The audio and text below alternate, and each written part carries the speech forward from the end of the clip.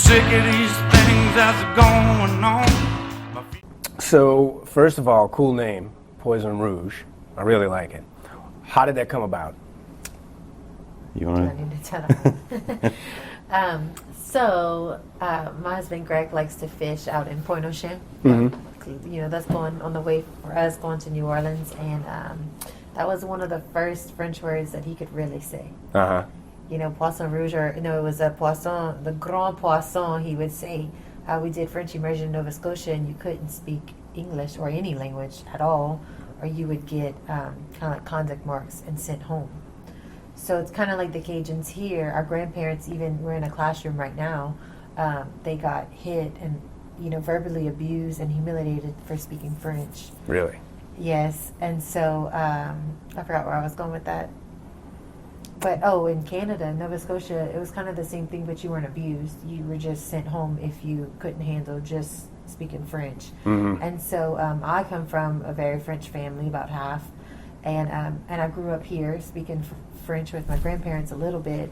And so my French was a little bit more, you know, cultured, or what's the word for it? bigger vocabulary? I did have a bigger vocabulary, so I can kind of communicate with people a little bit more.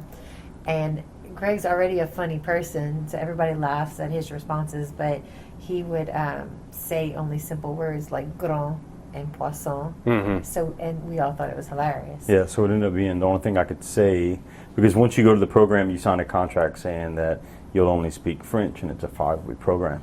And so, and they give you warnings, but in the beginning, the only thing I could really say was like, Grand Poisson Rouge, like that was it. And so then when it came time to put the band together, I think I jokingly kind of said, what about Poisson Rouge? And Carly, thinking that Carly would say like, no, that's a dumb idea. But she didn't. She's like, hey, this is a cool idea. And so we stuck with it. Stuck with it. Yep. That's cool. I'm actually descended from people that came from Nova Scotia, but I believe they say Trahan. Yeah, I saw your last name, Trahan. Yeah. But I've always, everybody around me said Trahan, that's how we said it, but we weren't ever living in Bayou country, or, right? You know, so, but I always thought that was cool to have a connection to your roots and be able to carry it on. Yeah, absolutely. You know, and spread it, honestly, you know, through teaching. It's really cool. So I jotted down a Acadian flair. The style of music obviously comes from your roots and your upbringing. I wanted to know what you experienced, both you as children around your house, what kind of music was playing. Was it constantly something of French descent, or was it a little bit of everything? Well, growing up, I grew up in Alexandria, which is a weird part of the state. You know, it's not like it's too far north to be like South Louisiana, but it's too far south to be like extreme North Louisiana. Yeah. But I remember as a kid growing up, going with my grandmother and listening to like Rockin' Sydney, like some old zydeco people, and I just remember that being a part of growing up, and then just always being interested in music as a young age. I grew up. I was in my high school band program, and then I played guitar. I was in like rock bands and stuff growing up.